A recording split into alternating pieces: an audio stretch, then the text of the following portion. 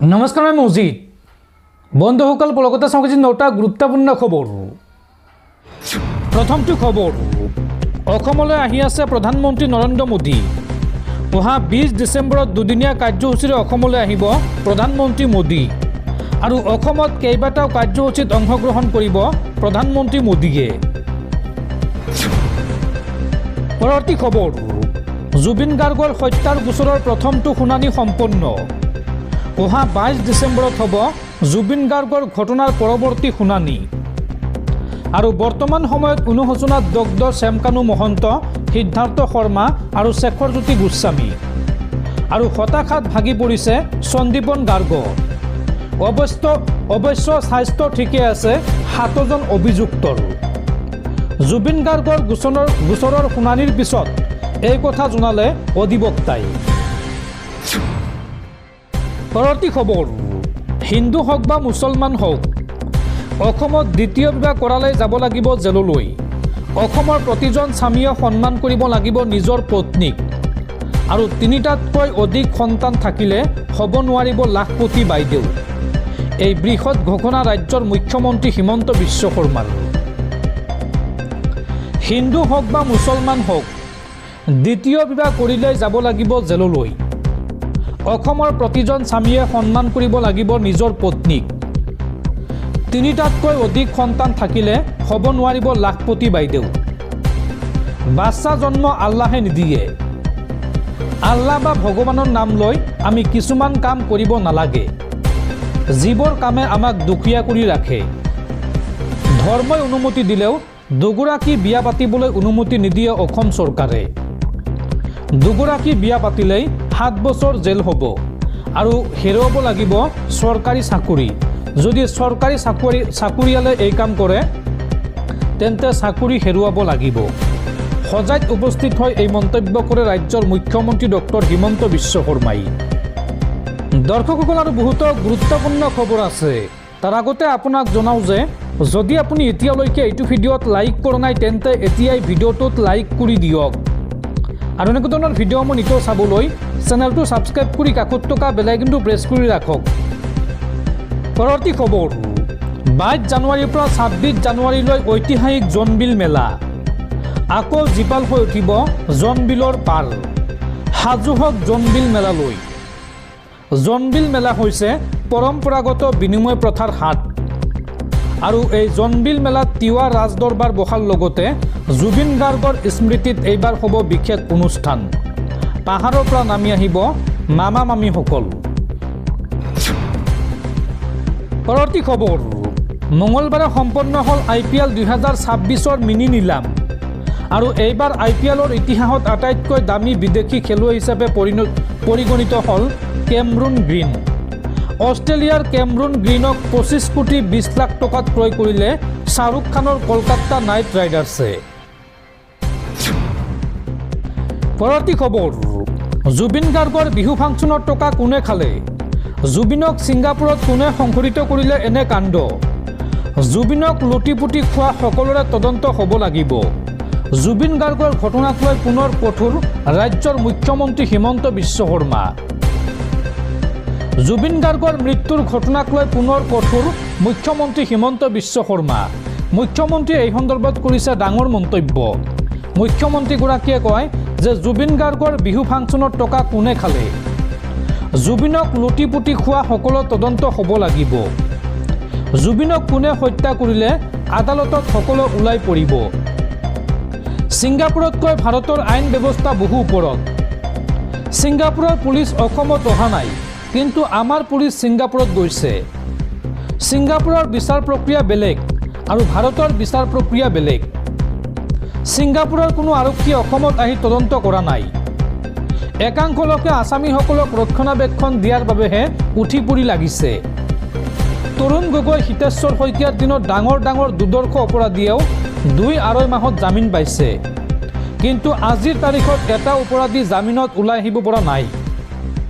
মোৰ আদালতৰ ওপৰত সম্পূৰ্ণ বিশ্বাস আছে জুবিন গাৰ্গে ন্যায় পাবই। এই মন্তব্য মুখ্যমন্ত্ৰী ডক্টৰ হিমন্ত বিশ্ব শৰ্মাৰ। পৰৱৰ্তী খবৰ, এছিএছ বিষয়া সুকন্যা বৰাক চাকৰিৰ পৰা বৰ্খাস্ত অসম চৰকাৰৰ। সাংসদ পুঁজিৰ কেলেংকাৰীৰ লগতে আয় বহিৰ্ভূত সম্পত্তিৰ অভিযোগত বৰ্খাস্ত কৰা হৈছে এছিএছ সুকন্যা বৰাক। সুকন্যা বৰাৰ বিৰুদ্ধে 12টাকৈ অভিযোগ আনিছে বিভাগে। পৰৱৰ্তী খবৰ, 26ৰ বিধানসভা নিৰ্বাচনক লৈ ডাঙৰ খবৰ। AIUDFৰ সৈতে মিত্ৰতাৰ দুৱাৰ বন্ধ কংগ্ৰেছৰ। কংগ্ৰেছ AIUDFৰ মিত্ৰতাৰ সম্ভাৱনা শূন্য। কংগ্ৰেছক সহায় কৰিবলৈ সাজু থকা আজমলক প্ৰত্যুত্তৰ APCCৰ সভাপতি গৌৰৱ গগৈৰ।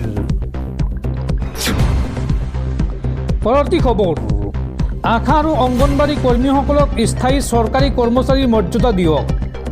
এওঁলোকৰ জীৱন অত্যন্ত বেদনাদায়ক। অতি কম দৰমহাত তাকো অস্থায়ী হিচাপে কাম কৰি চাকৰিৰ পৰা অৱসৰ লয় তেওঁলোকে। এওঁলোকৰ ক্ষেত্ৰত চৰকাৰ সদয় হওক। সংসদত কংগ্ৰেছ নেত্ৰী ছোনিয়া গান্ধীৰ এই আহ্বান কেন্দ্ৰীয় চৰকাৰৰ প্ৰতি। পৰৱৰ্তী খবৰ, জুবিন হত্যাৰ অভিযুক্তই অৱশেষত বিচাৰি পালে অধিবক্তা। শ্যামকানু মহন্ত, সিদ্ধাৰ্থ শৰ্মা সহ 7 অভিযুক্তৰ অধিবক্তা নিয়োগ। আদালতে জুবিন হত্যাৰ অভিযুক্তৰ বাবে নিয়োগ কৰিলে অধিবক্তা। শ্যামকানু মহন্ত, সিদ্ধাৰ্থ শৰ্মা, শেখৰজ্যোতি গোস্বামী, অমৃতপ্ৰভা মহন্ত, সন্দীপন গাৰ্গ, পৰেশ আৰু নন্দেশ্বৰৰ হৈ ওকালতি কৰিব অধিবক্তা ধ্ৰুৱজ্যোতি দাসে। পৰৱৰ্তী খবৰ, ৰাজ্যৰ লাখ লাখ মহিলালৈ ভাল খবৰ। ৰাজ্যৰ 32 লাখ মহিলাই পাব মহিলা উদ্যমিতা আঁচনিৰ ধন। 15 ফেব্ৰুৱাৰী পূৰ্বে ৰাজ্যৰ 32 লাখ মহিলাক প্ৰদান কৰিব এই ধন। বৰপেটাত মঙলবাৰে 20,337 গৰাকীক চেক বিতৰণ। বৰপেটাত 10,000কৈ টকাৰ চেক বিতৰণ কৰে মুখ্যমন্ত্ৰী হিমন্ত বিশ্ব শৰ্মাই। পৰৱৰ্তী খবৰ, ৰাজ্যৰ লাখ লাখ যান বাহনৰ গৰাকীলৈ জৰুৰী খবৰ। পৰিবহণ বিভাগৰ বৃহৎ অফাৰ। আপোনাৰ ঘৰত যদি পুৰণি বাহন আছে তেন্তে এই ভিডিঅ'টো অতি মনোযোগেৰে চাওক। আপোনাৰ ঘৰত পুৰণি মেট উকলা বাহন আছে নেকি? যদি আছে তেন্তে শীঘ্ৰেই কৰক এই কাম। পৰিবহণ বিভাগে আনিছে এককালীন নিষ্পত্তিৰ সোণালী সুযোগ। যান বাহনৰ গৰাকীৰ বাবে 31 মাৰ্চ অন্তিম তাৰিখ। 75% কৰ ৰেহাই পৰিবহণ বিভাগৰ। পুৰণি যান বাহনৰ মাত্ৰ 25% কৰ আদায় কৰি বাতিল কৰিব পাৰিব পঞ্জীয়ন। আৰু ইয়াৰ বাবে আপুনি vscrap.পৰিবহণ.gov.in ত আবেদন কৰিব লাগিব। এই সন্দৰ্ভত 4টাকৈ সংস্থাৰ সৈতে যোগাযোগ কৰিব পাৰিব আপুনি আৰু স্ক্ৰেপ কৰিব পাৰিব আপোনাৰ বাহন। বাহন স্ক্ৰেপিঙৰ প্ৰমাণপত্ৰ বাহন পৰ্টেলত উপলব্ধ হ'ব। আৰু বাহনৰ গৰাকীৰ সুবিধাৰ বাবে এই সন্দৰ্ভত মুকলি কৰা হৈছে ফোন নম্বৰ। কামৰূপ গ্ৰাম্যৰ বাবে 3টাকৈ ফোন নম্বৰ মুকলি কৰা হৈছে। যিসকলৰ ঘৰ কামৰূপ গ্ৰাম্যত তেওঁলোকে এই নম্বৰকেইটা লিখি ৰাখক। তিনিচুকীয়াৰ বাবে মুকলি কৰা হৈছে 2টাকৈ ফোন নম্বৰ। ফোন নম্বৰ দুটা আপোনালোকক স্ক্ৰীণত দেখুৱাইছোঁ, আপোনালোকে লিখি ৰাখক। আৰু কামৰূপ মেট্ৰৰ বাবে মুকলি কৰা হৈছে 1টা নম্বৰ। কামৰূপ মেট্ৰত যিসকলৰ ঘৰ তেওঁলোকে এইটো নম্বৰত যোগাযোগ কৰি সবিশেষ তথ্য জানিব পাৰিব। নম্বৰটো হৈছে 7869250031। পৰৱৰ্তী খবৰ, সম্পত্তিৰ মালিকসকল সাৱধান। ভাড়াতীয়াই লৈ ল'ব পাৰে আপোনাৰ মাটি। এই সন্দৰ্ভত গুৰুত্বপূৰ্ণ ৰায়দান দেশৰ উচ্চতম ন্যায়ালয়ৰ। ঘৰ, দোকান বা মাটি ভাড়াত দিয়াটো বহুতৰে বাবে এটা উপাৰ্জনৰ উৎস। কিন্তু ইয়াৰ বহু মালিকে কেৱল মাহিলী ভাড়াতহে গুৰুত্ব দিয়া দেখা যায়, যাৰ ফলত সম্পত্তি অনাদিত হৈ পৰি থাকে। বহু মালিকে নিজৰ ঘৰ, মাটি ভাড়াত দি বিদেশত বাস কৰে। কিন্তু এতিয়াৰ পৰা এনে কৰিলে বিপদত পৰিব পাৰে সম্পত্তিৰ প্ৰকৃত মালিক। শেহতীয়াকৈ উচ্চতম ন্যায়ালয়ে এই সন্দৰ্ভত দিছে এক গুৰুত্বপূৰ্ণ ৰায়দান। যদি কোনো ভাড়াতীয়ে মালিকৰ আপত্তি নোহোৱাকৈ দীৰ্ঘদিন ধৰি কোনো সম্পত্তিত থাকে তেন্তে তেওঁলোক সেই সম্পত্তিৰ আইনী মালিক হ'ব পাৰে। এই ৰায় কেৱল ব্যক্তিগত সম্পত্তিৰ ক্ষেত্ৰতহে প্ৰযোজ্য, চৰকাৰী মাটিৰ ক্ষেত্ৰত নহয়। এই ৰায়দানে 2014 চনৰ ৰায়ক বাতিল কৰে য'ত ভাৰতীয়সকলক দখলৰ জৰিয়তে মালিকী স্বত্ব দাবী কৰাত বাধা আৰোপ কৰিছিল। শেহতীয়া ৰায়দানত ন্যায়াধীশ অৰুণ মিশ্ৰ আৰু এছ আব্দুল নাজিৰ আৰু MR শ্বাহে স্পষ্ট কৰি দিয়ে যে ভাৰতীয় আইনে এতিয়া ব্যক্তিগত সম্পত্তিৰ অধিকাৰী ব্যক্তিক 12 বছৰৰ ভিতৰত কোনো বিতৰ্ক নকৰিলে মালিকী স্বত্ব লাভৰ অনুমতি প্ৰদান কৰিছে। উল্লেখযোগ্য যে 1963 চনৰ আইনে ব্যক্তিগত সম্পত্তিৰ বাবে এই 12 বছৰৰ সময়সীমা নিৰ্ধাৰণ কৰিছে। আনহাতে চৰকাৰী মাটিৰ বাবে 30 বছৰৰ দীঘলীয়া সময়ৰ প্ৰয়োজন। আনহাতে আইনী বিশেষজ্ঞসকলে কয় যে সম্পত্তিৰ মালিকসকলৰ বাবে সতৰ্কতাই মূল কথা। সঠিক নিৰীক্ষণ বা স্পষ্ট হ্ৰস্বম্যাদী চুক্তি অবিহনে সম্পত্তি ভাড়াত দিয়াটো বিপদজনক হ'ব পাৰে।